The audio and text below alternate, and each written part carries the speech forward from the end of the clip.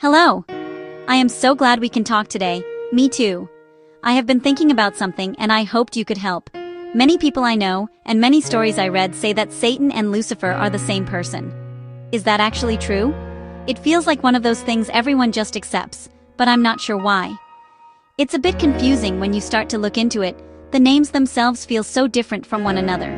One sounds so harsh, the other sounds almost beautiful, which makes it even more puzzling. That is a wonderful question, and you are right to ask it. The simple answer is not exactly. They do touch on similar ideas, especially in later traditions, but they come from very different places. They have their own stories and roots that are separate. Think of it like two rivers starting in different mountains. For a long time they flow on their own paths. Only much later, down in the plains, people dig a canal to connect them. Their waters mix, but the sources remain distinct. Let's start simply. What does the word Satan actually mean? I see a flicker of curiosity in your eyes. A desire to understand things from the beginning. It's the best place to start. Satan is a Hebrew word, shaitan. Its direct meaning is accuser, adversary. In the old stories of the Hebrew Bible, it wasn't always a proper name for one specific being. It was often a title, a role that someone, or something, played. It could describe a person who stands in opposition, who challenges, or who argues against another. So, where do we first meet this word in the texts? You ask, leaning in a little. The word appears in several places within the Hebrew Bible. For instance, in the book of Numbers, an angel of the Lord stands in the path of the prophet Balaam as a Satan, an adversary to block his wrongful journey. Here, the adversary is an agent of God, not an enemy of God. This shows us that the original meaning was much broader and more functional than what we might think of today when we hear that powerful loaded name. A more famous example is in the book of Job. In this story, a figure appears in the heavenly court. He is called Satan, the accuser. He is not a rogue demon rebelling against God.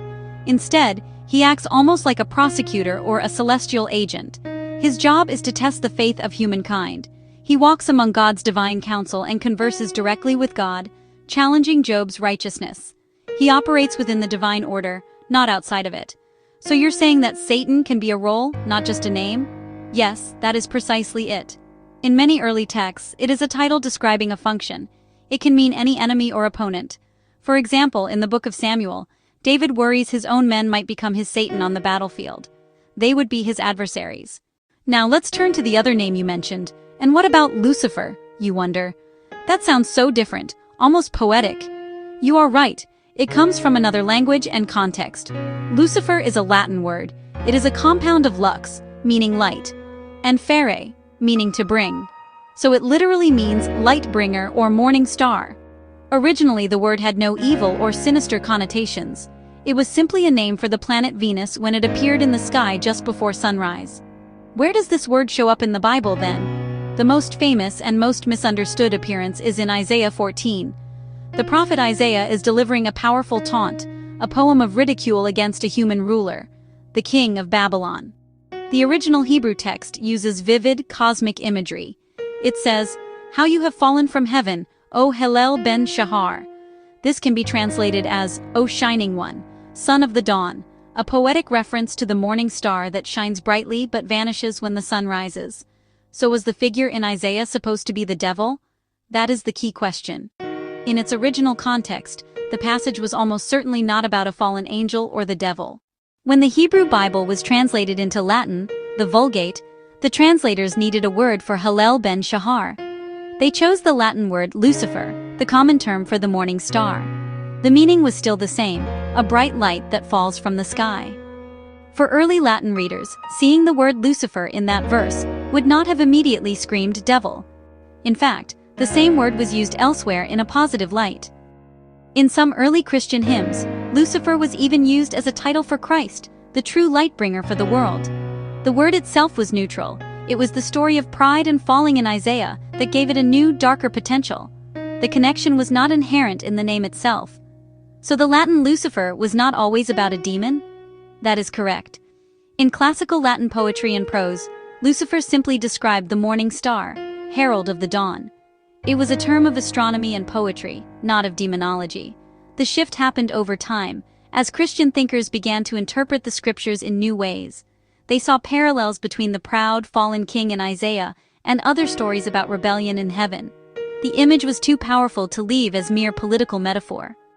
How did they end up linking Lucifer to Satan? This is where the story gets really interesting. Over many centuries, influential Christian writers read different passages together: Isaiah, Luke, Genesis, Revelation. They stopped seeing separate characters and started seeing different masks of one cosmic antagonist. They forged a master narrative. Lucifer as a glorious, high-ranking angel. Consumed by pride, he rebelled. He was cast out and fell to earth. He became Satan, the adversary, roaming the world and tempting humanity. The idea spread in writings and sermons. So it was tradition that changed the meaning of the words? Yes, precisely. The words merged in later theology and popular imagination. Satan, the Hebrew accuser. Lucifer, the Latin light-bringer. Two parts of one tragic story. Poets. Artists. John Milton's Paradise Lost helped cement that character. But this synthesis is a Christian interpretation, not universal. The blending isn't found in the original texts read in their historical contexts. Jewish tradition generally does not equate Hey Satan with a fallen angel named Lucifer. Hey Satan remains a role within God's domain, not a supreme ruler of an evil kingdom. The stories diverged across faith communities. What about modern culture? It seems like the names are used interchangeably all the time now. You are absolutely right. Modern books, television shows, movies, music. The names Satan and Lucifer are often used to refer to the same character. The figure of the proud, charismatic rebel who fell from grace has become a powerful archetype in our storytelling. Lucifer in particular has become a popular name for a devil figure who is often portrayed as sophisticated, charming, tragic, rather than just a monstrous beast. This is art, not strict biblical study. Is it wrong then to mix them up? It is not wrong in a creative or artistic context. Storytellers are free to borrow and blend ideas. But for clear historical or theological understanding, mixing the names can create confusion. Keep their origins in mind. Satan comes from a Hebrew concept of an adversary. Lucifer comes from Latin for the morning star, originally applied to a Babylonian king in a prophetic poem. That helps so much. So how should I talk about this topic with others now? Speak with the same gentleness and curiosity you brought to our conversation today. Speak simply. Explain where each word comes from. Hebrew, Latin. Talk about how their use changed over time. From a functional title, to a poetic metaphor, into the proper names of a single entity. Mention what later art added. Mention what later poetry added. Mention what later theology added. And most importantly, be open to different views. People hold views based on their traditions. Remember that language is a living thing. Words travel, words evolve, words gather new layers of meaning, from one culture to another, from one century to the next. Images from powerful poems and passionate sermons shape imagination, sometimes more than the original texts. The story of Lucifer and Satan shows this process. These narratives try to explain good, evil, pride, our place in the cosmos. Can you give me one clear line to remember? I can. It's good to have a simple thought to hold on to. Just remember this: Satan and Lucifer are deeply linked by centuries of tradition, by art, by theology. But they began as different words with different meanings in their original texts. Satan was the adversary. Lucifer was the morning star. Their story became one over time. Their roots remain distinct. Knowing this helps us read old and new stories with greater understanding. Thank you, you say, a look of calm clarity on your face. That was so helpful. You are most welcome. The journey to understanding is worth taking, one question at a time. If you wish to learn more, sit with the old texts yourself. Let them speak in their own context. Let them speak in their own voice. There's always more to discover. The stories are richer than we first imagine. Walk in peace.